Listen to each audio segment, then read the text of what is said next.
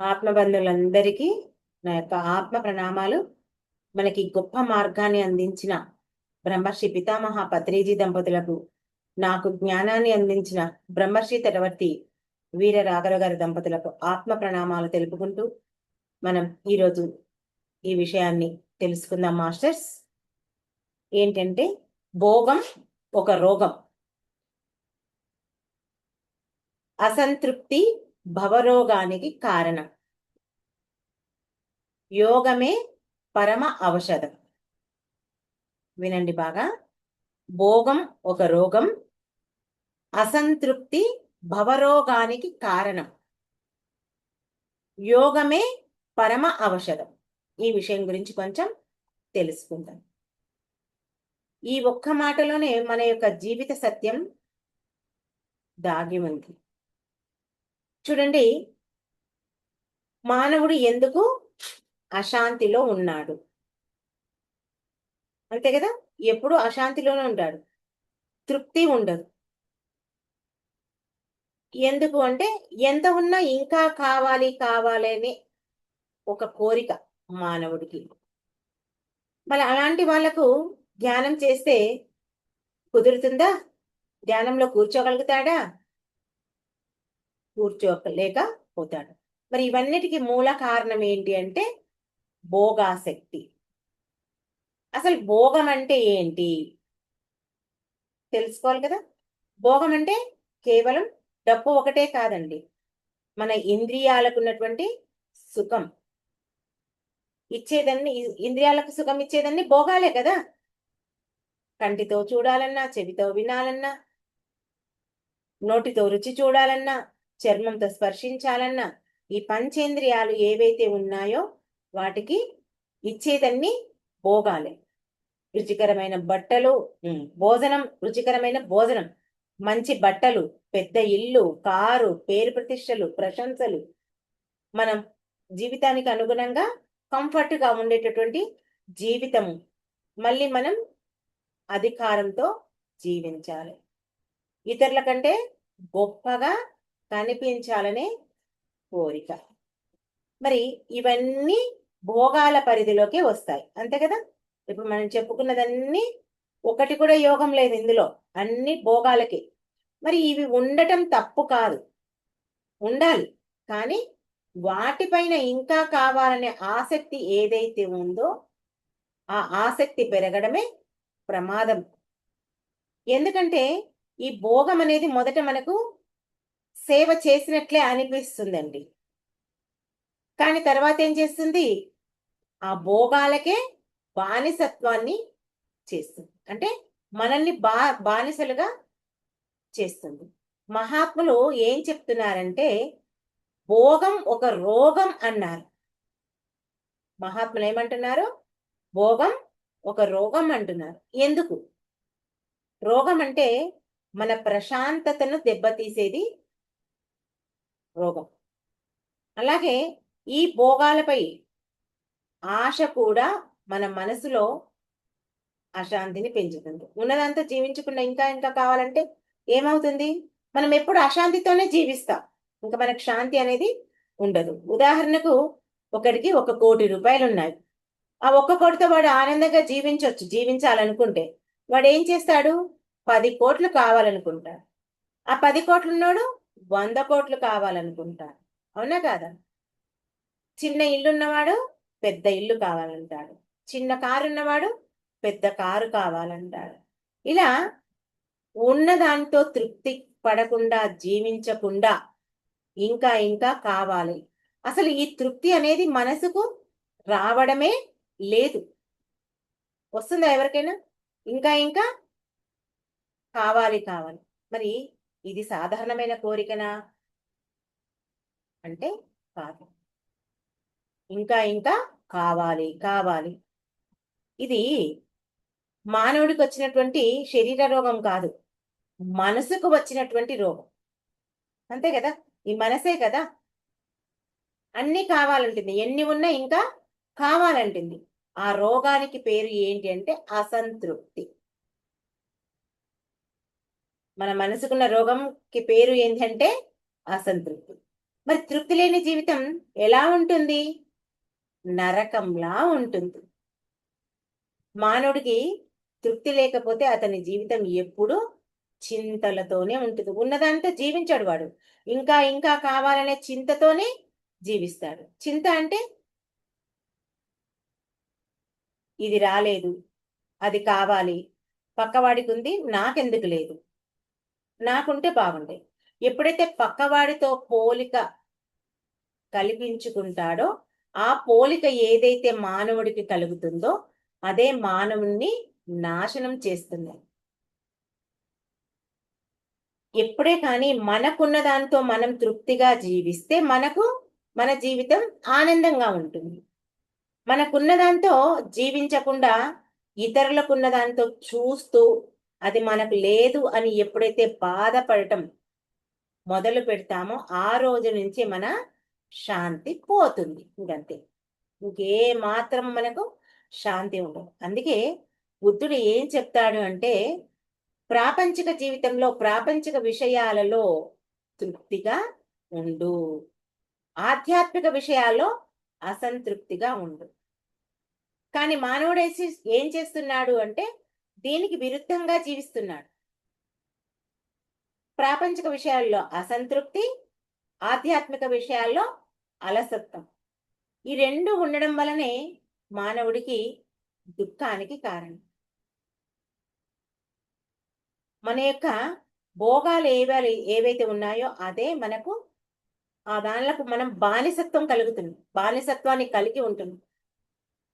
ఎందుకంటే మానవుడు డబ్బుకు, సుఖాలకు, ఇంకా కొన్ని కొన్ని అలవాట్లకు బానిస అవుతున్నాడు. ఎంత ఉన్నా ఇంకా డబ్బు కావాలని, ఎంత సుఖాన్ని అనుభవిస్తున్నా ఇంకా సుఖం కావాలని అని రకరకాల అలవాట్లకు, చెడు అలవాట్లకు బానిస అవుతున్నాడు. ఇక్కడ మనం ఎన్నో అలవాట్లకు సుఖపడిపోయి ఉన్నాం. మనకు అలవాటు అయిపోయింది. ఎలా అంటే మనం ఏది కావాలనుకుంటే ఆ ఆహారం తినడం అలవాటయింది. చేసుకోవడం, తినడం, లేదా ఎవరైనా తెచ్చి పెట్టడం. ఇప్పుడు ఎండాకాలం ఉంది. ఎండాకాలంలో ఏం చేస్తాం మనం? చాలా మటుకు ఏసీ ఉన్నవాళ్ళు ఏసీ లేకుండా ఉండలేకపోతారు. కరెంట్ అలవాటైన వాళ్ళు కరెంటు లేకుండా ఉండగలుగుతారు. ఉండలేరు. ఉండగలుగుతారా కరెంట్ లేకుండా? అదే గుడిసెలో ఉన్నవాడికి ఏది ఉండదు. ఒక దీపం వెలుతురుతో ఉంటాడు. మరి రేకుల ఇళ్లలో ఉన్నవాళ్ళు ఆ రేకుల ఇళ్ళకే అలవాటైపోతుంది. ఇలా ఎవరెవరి జీవితానికి వాళ్ళు అలవాటయ్యి వాళ్ళ యొక్క జీవితాన్ని జీవిస్తుంటారు. ఆ రేకుల ఇండ్లు, గుడిసెలో ఉన్న వాళ్ళ ఇండ్లు జీవితం అద్భుతంగా సాగిపోతుంటుంది. ఈ ఏసీకి ఎవరైతే అలవాటు పడతారో, రుచికరమైన భోజనానికి అలవాటు పడతారో, ఏదైనా ఒక కారణం చేత కరెంటు లేకపోయినా, ఆ భోజనం అందలేకపోయినా ఇంకేమవుతుంది? వీళ్ళలో కోపం రగులుతుంది.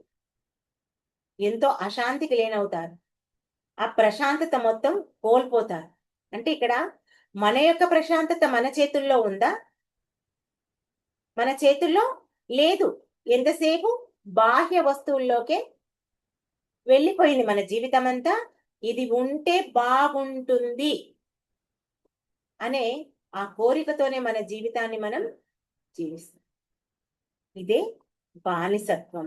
ఇదే భోగవంతమైన జీవితానికి అలవాటు పడి మన యొక్క ప్రశాంతతను మనం కోల్పోతున్నాం. అవునా? మరి యోగి, యోగి ఎవరంటే ఉన్న దానితో సంతోషంగా జీవించేవాడే యోగి. లేకపోయినా ప్రశాంతంగా ఉంటాడు, ఉన్న సంతోషంగా ఉంటాడు.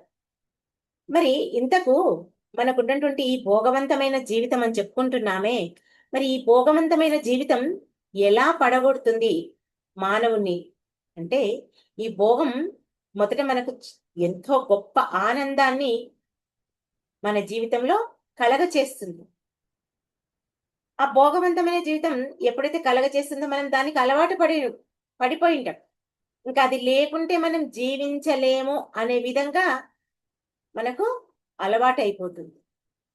ఇంకేమవుతుంది? చివరికి దానికి పూర్తిగా బానిసలం అవుతాం. చూడండి, ఉదాహరణకు ఒక తాగుబోతున్నాడు. తాగబోతే ఏం చేస్తాడు? వాడు తాగకపోతే వాడికి నిద్ర ఉండదు, ఆ తాగుడికి బానిస అయిపోతాడు. ఒక తాగుడికి ఎలా బానిస అవుతాడో ఈ భోగం అనిపించే వ్యక్తి ఆ భోగాలకు అంతగా బానిస అయిపోతాడు. అంత ఆ మనకు ఈ భోగవంతమైన జీవితం అనేది అంత కష్టాన్ని కలిగిస్తుంది. మనం అనుకుంటున్నాం ఎంతో సుఖపడిపోతున్నామని మనం అనుకుంటాం. చూడండి, మానవుడు తాను సంపాదించిన వాటిని అనుభవించడం కాదు, ఏం చేస్తున్నాడు? అనుభవించకుండా వాటిని కాపాడుకోవడానికి తన యొక్క జీవితాన్ని ఖర్చు చేస్తున్నాడు. చూడండి, ఎంతో కష్టపడి సంపాదిస్తున్నా, ఆ సంపాదనని ఎలా ఇంకా పెంపొందించాలి, నా పిల్లలకు ఎలా అందియాలి, నా మనవళ్ళకి ఎలా అందియాలి, నేను ఉన్నంత వరకే నా జీవితాన్ని నేను జీవిస్తాను, మరి నా తర్వాత ఆ పిల్లలు సరిగ్గా చూసుకుంటారో లేదో, ఉంచుకుంటారో లేదు, దాన్ని ఎలా చేస్తే డెవలప్ అవుతుంది, ఒకటికి 10 అంతలు అవుతుంది, ఇలా ఆలోచించి ఆలోచించి ఆలోచించి మానవుడు ఎంతో బానిస జీవితం జీవిస్తున్నది. ఇంకా తనకి ఏం చేస్తుంది ఈ ఆలోచన వల్ల అంటే, సరైన నిద్ర ఉండదు, తిండి ఉండదు, శాంతి ఉండదు. అసలు ఇంక ఈ ధ్యానం పేరు వెతితే అసలు వాళ్ళు వింటారా? అసలు ధ్యానము అనే మాటే వాళ్ళకు తెలియదు. అలాంటి వాళ్ళకు ఈ ధ్యానం ఏం చెప్పాలి? ధ్యానం గురించి చెప్పాలంటే, ధ్యానం చేస్తే మీ మనసు ప్రశాంతంగా ఉంటుంది, మీరు ఇంకా డబ్బును ఎక్కువ సంపాదించొచ్చు అని మనం చెప్తే ఆటోమేటిక్గా వాళ్ళు ఈ ధ్యానానికి లొంగిపోతారు. అంతవరకు వాళ్ళు సంపాదించే వాళ్ళు ధ్యానం జోలికి రాదు. అసలు వాళ్ళకు ధ్యానమే కుదరదు. ఆ సంపాదన సంపాదించి ఆ సంపాదనను కాపాడుకోవడానికి ఇంకా ఎంత సంపాదించాలనే దానికి అటువంటి వారికి భగవంతుడు కూడా గుర్తుకు రాడు. అందుకే మహాత్ములు ఏం చెప్తారంటే, భోగాల వెనక పరిగెత్తే మనసుకు యోగం దూరం అవుతుంది. ఏంటి? భోగాల వెనక పరిగెత్తే మనసుకు యోగం దూరం అవుతుంది. అంటే ఇంకా వాళ్ళు అసలు యోగం గురించి ఆలోచిస్తారా? ఎంతసేపు ఈ ప్రాపంచిక జీవితం గురించి, తనకున్నటువంటి బంధాల గురించే వాళ్ళు పరితపిస్తుంటారు. మరి మానవుడు మనం చెప్పుకున్నాం, ఏ రుచి కావాలంటే అది, ఏది వినాలంటే అది, అంటే ఈ పంచేంద్రియాలకు బానిస. అందుకే దీని గురించి మహాత్ములు ఒక ఉదాహరణ చెప్తారు. సృష్టిలో ఉన్నటువంటి ఒక్కొక్క జీవి ఒక ఇంద్రియ దోషం వల్ల మరణిస్తుందంట. మిడత తెలుసు కదా? మిడత అగ్నిని చూసి ఏమంటారు, ఒక పండు అనుకుంటుందంట. అంటే ఆ కంటి చూపుకున్నటువంటి ఆ దోషం వల్ల ఆ అగ్నిని చూసి పండు అనుకుని దాంట్లో పడి చనిపోతుందంట. మరి చేప ఉంది, ఈ చేప ఎంతసేపు ఆ జిహ్వా చాపల్యానికి, చేపలు పట్టేవాడు ఏం చేస్తాడు? ఎరవేస్తాడు.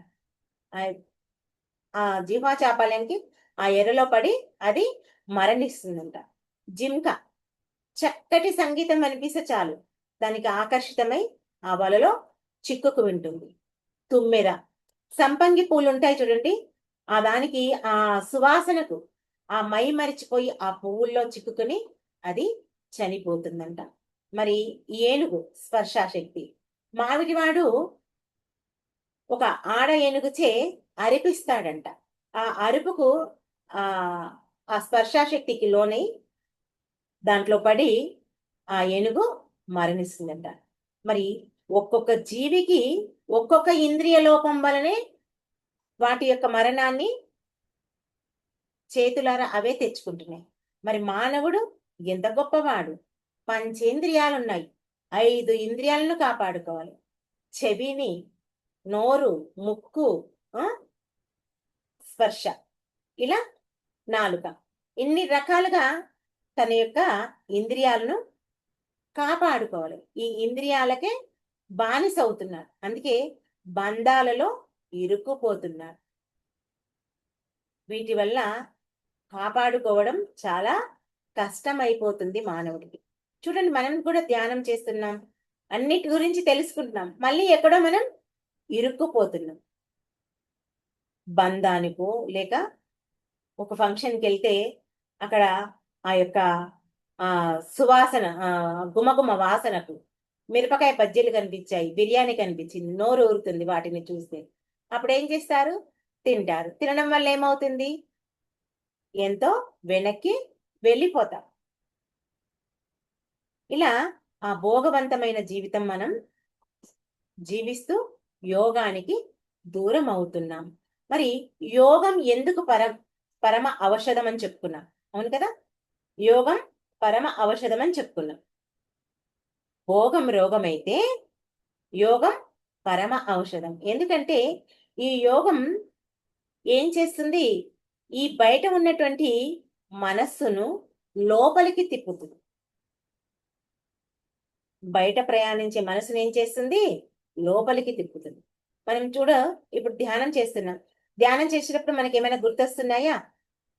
బట్టలు కానీ, మన యొక్క పేరు ప్రతిష్టలు కానీ, మనకున్నటువంటి సంపాదన కానీ, ఏదైనా గుర్తుకొస్తుందా?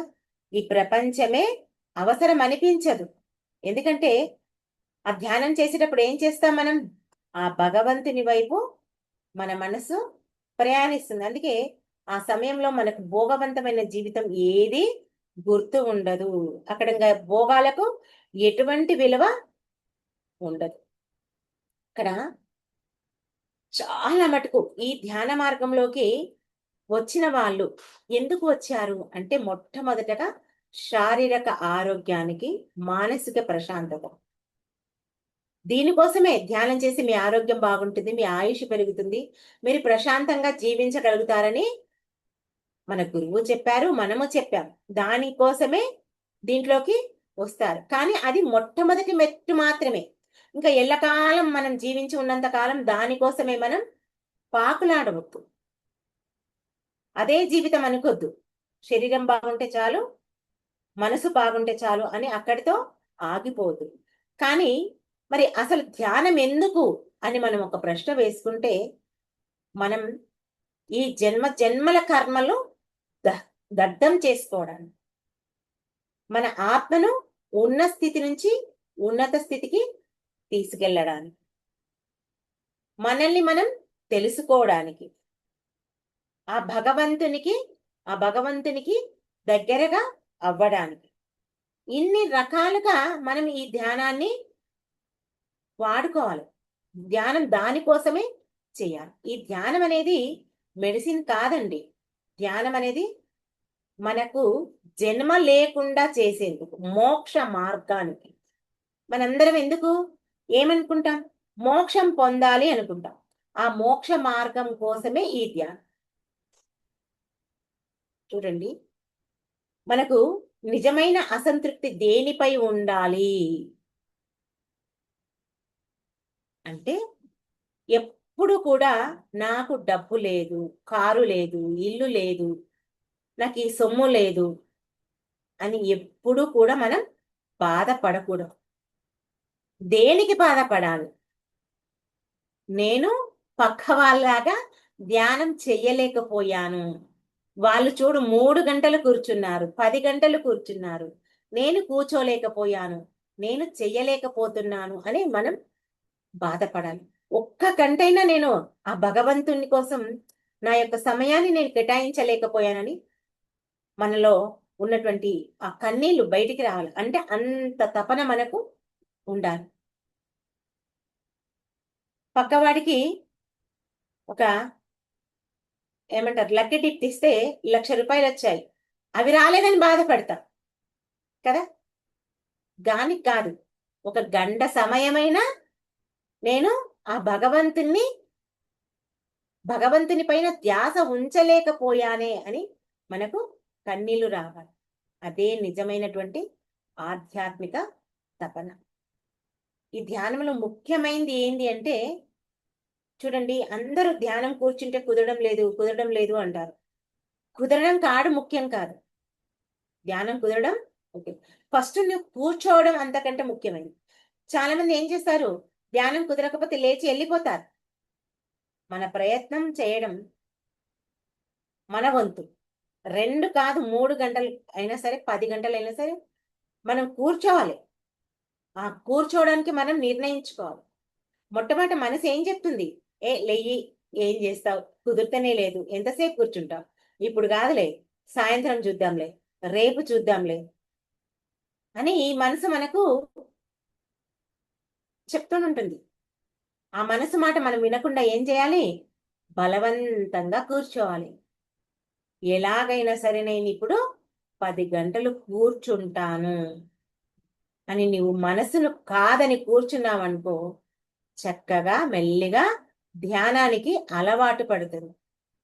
అలా మనం ఎప్పుడైతే ఆ మనసుకు ట్రైనింగ్ ఇస్తామో, ఇంకప్పుడు చూడండి, ఇప్పుడు మనందరం ఉన్నాం. మనందరికీ ధ్యానం బాగా అలవాటైపోయింది.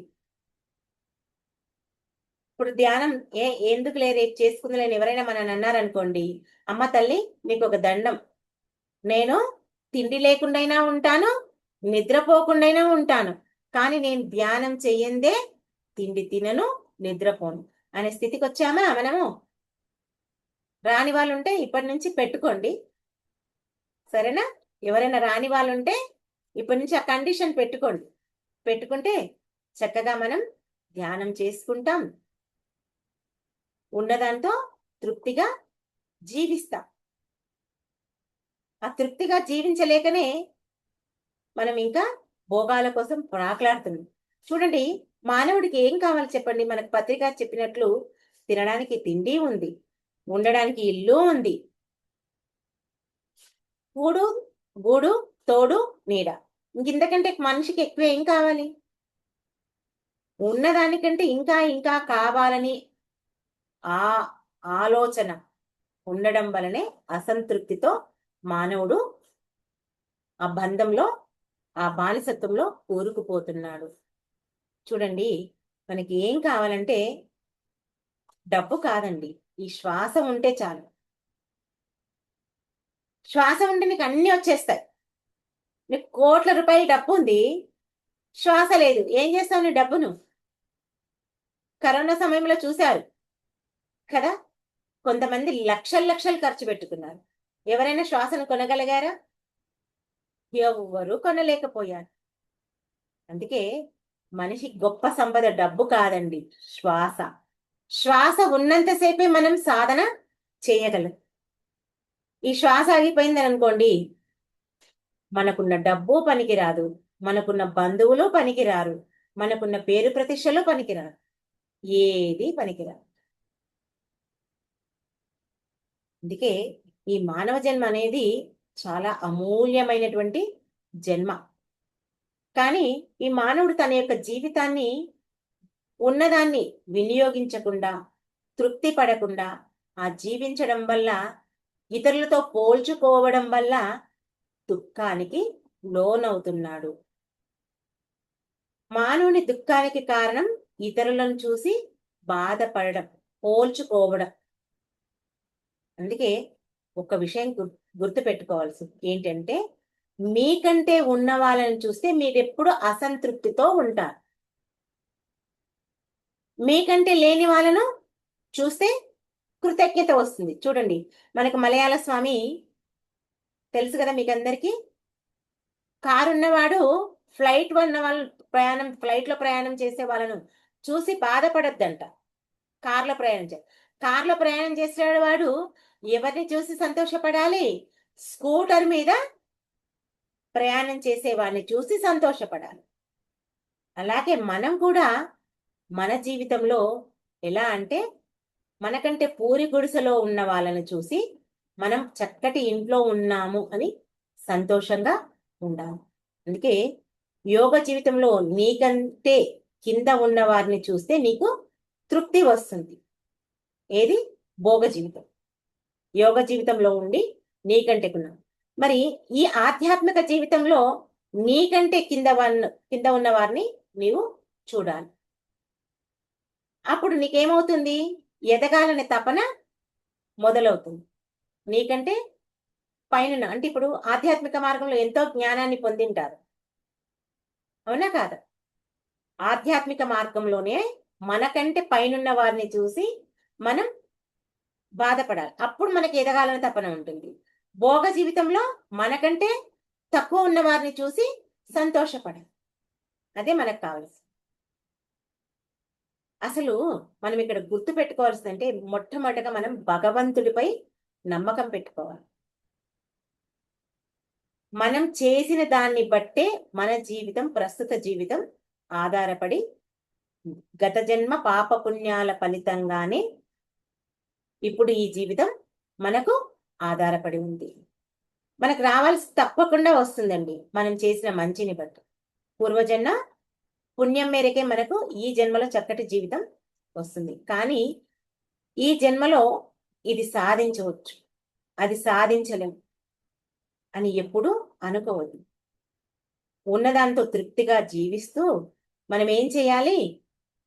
లేని దానికోసం, అంటే ప్రాపంచికంలో కాదు నేను చెప్పేది, యోగ జీవితంలో ఏదైతే మనం పొందాలనుకుంటున్నామో దానికి తపన ఉండాలి. అంటే శ్రద్ధ ఉండాలి, మన యొక్క సాధన ఉండాలి, మనకు గురువు కృప ఉండాలి.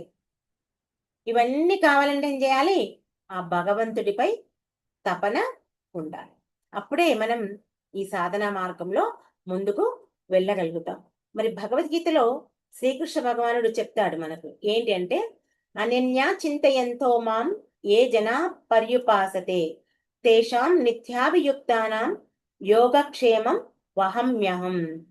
ఏం చెప్తున్నాడు భగవంతుడు అంటే, నువ్వు ఎప్పుడూ ఎటువంటి ఆలోచన లేకుండా నిత్యము నిన్ను నువ్వే, అంటే తనను తానే నమ్ముకొని తన స్వీయ ఆత్మధ్యానంలోనే వింటూ తనను తాను సేవించే వారి యోగక్షేమాలను నేనే చూసుకుంటాను అని శ్రీకృష్ణ భగవానుడు చెప్పాడు. అంటే నన్నెవరైతే ధ్యానిస్తారో వారి బాధ్యత నేనే తీసుకుంటాను అని ఆ భగవంతుడు చెప్తున్నాడు.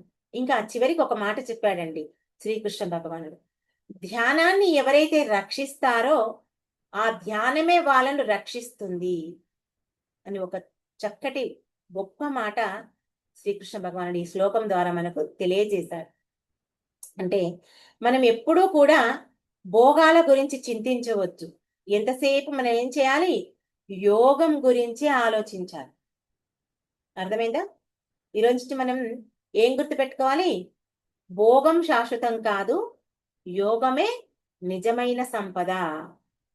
తృప్తే మహావరం, అసంతృప్తే మహారోగం.